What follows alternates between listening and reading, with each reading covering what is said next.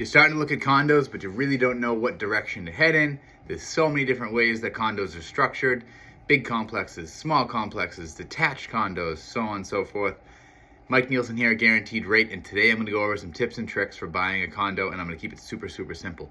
So from the standpoint of lending, if you're getting financing to buy a condo, here's really what you got to keep into consideration. We're lending to you and the complex. And what I mean by that is we're going to pull your credit, we're going to pull your income, we're going to pull your assets, we're going to look at all the things that make you creditworthy, right? So we're going to look at you from a risk perspective on, will this person pay us? Do they have the ability to pay us back if we give them this money, right? That's the starting point of any mortgage. The next layer, though, that really doesn't exist in single family financing from the standpoint of standalone dwellings is with a condo, we also want to know, is there any marketability issues with the complex, right? And what I mean by that is the complex healthy. The first thing we're really looking at with a healthy complex is, do they keep adequate reserves in the budget? That's probably the number one deal killer for your basic type of condo financing is, does the complex itself generate enough HOA dues, because everyone's paying on time, to have a surplus of excess revenue after all the expenses are paid, to have some reserves left over for if things happen, right? That's probably number one thing that we're looking for. The number two thing is usually single entity ownership. So if you have a 100-unit complex and 40 units are owned by one conglomerate company that rents them all out, and then the other 60 units are a mixed bag of rental investment properties, and the rest of them are owned by one person per unit. So you got 60 individual owners and then one big conglomerate owning that. That's going to dictate you to get a certain type of financing, because again, that kind of changes the health and wellness of that building, right? God forbid something happens to that giant conglomerate that owns 40 units, they go belly up, and there's just 40 units that are going to cause absolute mayhem in the marketplace when they hit the market. It's not going to, might be good, but might not. So that could cause some issue there, right? So the structure makes sense.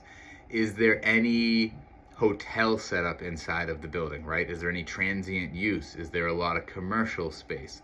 I think the best tip and trick for buying a condo is having a detailed conversation with your lender up front of the type of condo that you're interested in, right? I'm in the greater Boston market. We have a lot of condos that are old multifamilies converted to condominiums. So they're old 2 units, 3 units, 4 units, and they've been converted to multiple condos, right? So 2 condos, 3 condos, 4 condos. That's the simplest type of financing. We're actually not looking at much when it comes to those from the standpoint of typical conventional financing. FHA and VA and other government types of loan programs might have more layers there that we're going to look at from a standard condo viewpoint. But if you're getting regular conventional financing and you're not getting a jumbo loan, we're actually not looking at much other than master insurance, which brings me to my next point. Make sure you have your numbers lined up with your loan officer on realistic expectations of what HOA dues are, taxes, and what potential insurance costs could be. HOA dues have no recourse to value. And what I mean by that is the amenities cause the HOA, not the value, right? Whereas typically, if you're looking at single family homes, typically you have taxes and insurance. Those are direct cause and effect of the house. And what I mean by that is your taxes is a direct cause and effect of the town, and the assessed value the town gives to that land and that building. Your insurance is the direct cost for that premium to rebuild that house. So it's a direct cause and effect for that specific home that changes that. With an HOA, and those two things have a lot to do with price, right? More expensive houses are more expensive to replace, insurance goes up. More expensive houses have higher taxes, taxes go up, and vice versa down, right? It's pretty simple math from that standpoint.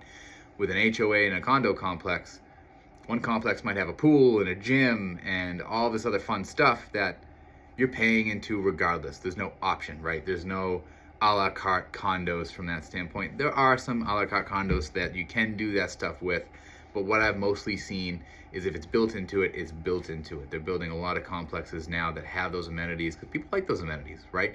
Just know you're going to get what you pay for.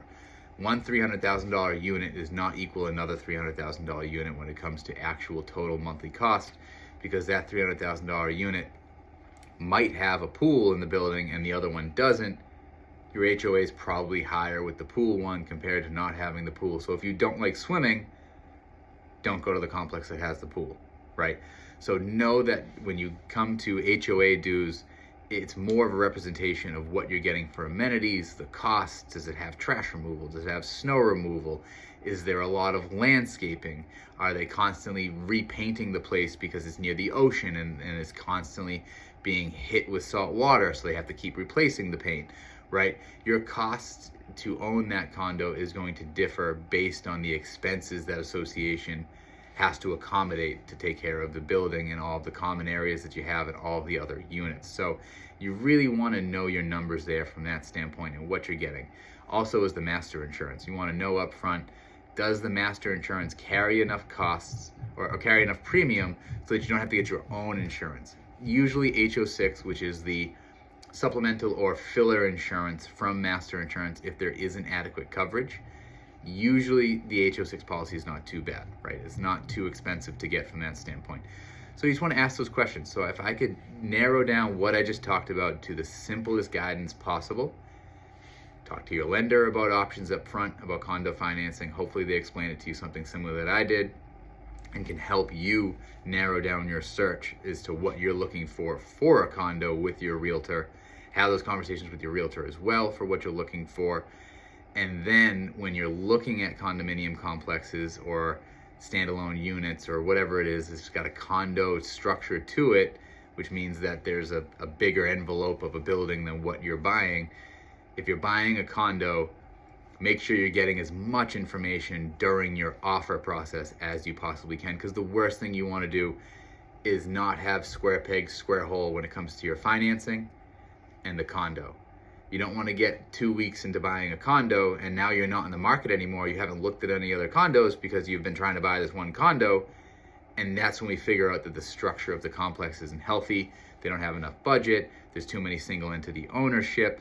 There's something that's a deal killer there that your lender says, hey, you qualify, complex doesn't. So square peg, circle hole, we can't jam those two things through. So you either need to find different type of financing, which most of the time you can, but your terms are probably going to change, right? It's what we call a non-warrantable condo, which pretty much just means that Fannie Mae and Freddie Mac don't want to have the loan associated with that complex. Something about that condominium complex they don't like. It's either something in their bylaws, how it's written, a rental restriction, something. They see something and they go, we don't like that. We wouldn't buy the loan for that. That's most of the area you're going to be in when it comes to getting traditional financing.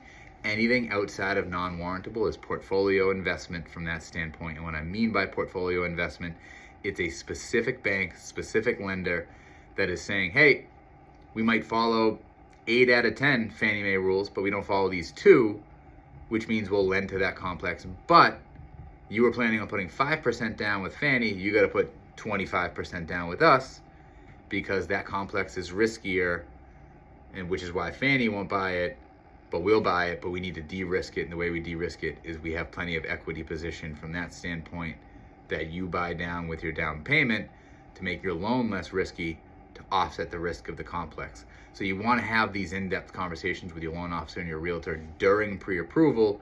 So again, simplest tip, communicate, set expectations, go over it with your loan officer and your realtor of what you're trying to buy in a complex. Honestly, if they're a good realtor in the area and they do a lot of condos, they should have a rough idea of what complexes out there might be a hot mess, ones that have potential litigation, so on and so forth. So that's why I think it's super important to have these in-depth conversations, particularly when it comes to condos.